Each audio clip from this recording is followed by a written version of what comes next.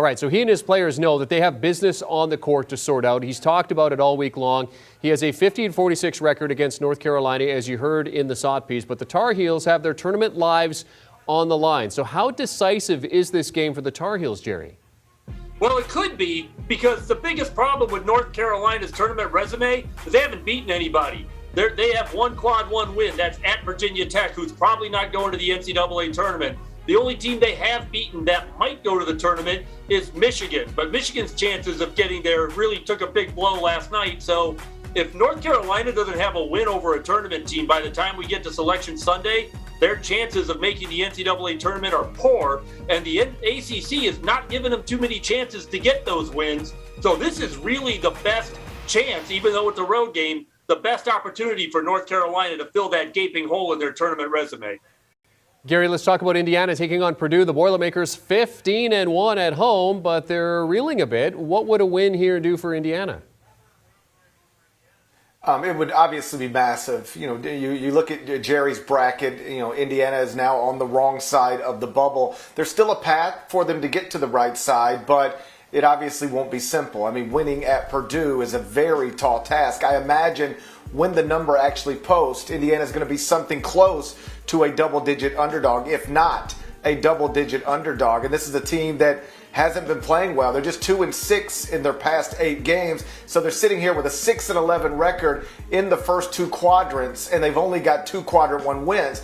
Obviously, they could use another one, but a whole bunch of bubble teams. I guess by definition, every bubble team could use a big win right now. The problem is trying to go out and get them. And again, beating an in-state rival on the road in the last weekend of the regular season, that is never a simple thing. Yeah, Indiana's resume has got numerous problems. One, the biggest problem is, you mentioned 6-11 against the top 2 quadrants. They're just a 500 team against the top 3 quadrants. And once you fall below that line, your chances of making the NCAA tournament drop dramatically, which means if they don't beat Purdue, they're probably going to have to win 2 or even maybe 3 games in the Big Ten tournament just to have a good enough record to overcome all the negatives on Indiana's tournament resume. It's a really tall task for IU. Yeah, and they've gone 2-6 in their last 8 games overall. 3 of those losses coming after it held leads at halftime. So we'll see what happens this weekend, but certainly it's going to be very tough for them. The road not easy. Jerry, let's talk about better chance to make the tournament here. I'll put 2 teams out for you, Michigan or Rutgers. Well, I got to go with Rutgers because of the quality of their wins, but also they finished with Penn State at home. Michigan has got to go to Ohio State, and they're already below that somewhat magic threshold of 4 games above 500 overall. Now you got to go to Ohio State. If you don't win there, you got to win 3 tournament games just to have a good enough record. The task has gotten very difficult for Michigan after the loss last night. I think Rutgers has got an easier path, not necessarily an easy one, but definitely an easier one than Michigan's.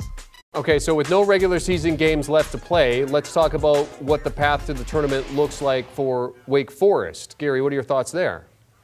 Yeah, Wake Forest is another team that played a poor non-conference schedule and is really lacking in the quality win department. It's really a very bland resume that needs a little pop, but in the ACC, where do you get it? Duke. Well, they don't have Duke unless they run into them in the conference tournament. So, Wake Forest's best chance is to just win as many as you can, and then you take your chances. But you hope you get to play teams like Notre Dame and Miami, who are ahead of you in the bracket, or possibly North Carolina and Virginia Tech teams you might be competing with. Memphis and Florida both have tough matchups this weekend. Kentucky comes to Gainesville while Memphis hosts Houston. Gary, what would losses do to those teams' tournament chances? Well, Florida, I think, really needs a win at home over Kentucky to get back in a position to make the NCAA tournament. Whether they can get it or not, we'll see. They haven't been playing really well, and Kentucky, on the other hand, when it's clicking and healthy, looks like one of the best teams in the country, a legitimate national championship contender. For Memphis, the Tigers have been really rolling lately. They're 9-1 in their past 10 games. The lone loss in that stretch, a road loss to an SMU team that might end up in the NCAA tournament. They have already beaten Houston at Houston, and they're going to have a near-capacity crowd inside FedEx Forum for that game on Sunday that will obviously be broadcast on CBS. Penny Hardaway, to his credit, has turned this team around and got them playing cohesively, got them playing at an incredibly high level. And if they were to win this game this weekend over Houston, it adds another quadrant one victory, and that might, I'll let Jerry speak to this, he's the bracket expert, but a win on Sunday over Houston might be enough to get Memphis into the NCAA tournament, almost regardless, and perhaps regardless of what happens in the AAC tournament. Jerry's saying coming in here that all they really need to do is just to avoid those stupid losses, right, Jerry? Yeah, pretty much. Yeah, if they can do that, because they've already taken a few, right? So you really don't want to pile on at this point and take damage to your resume. Go ahead and win the games you should win, and then take your chances with the teams that can really help you. They are bracketologist Jerry Palm, college basketball writer Gary Parrish. Jerry updating his bracketology over on CBSSports.com every day. Check that out for the latest seedings and possible brackets. Thanks, gents.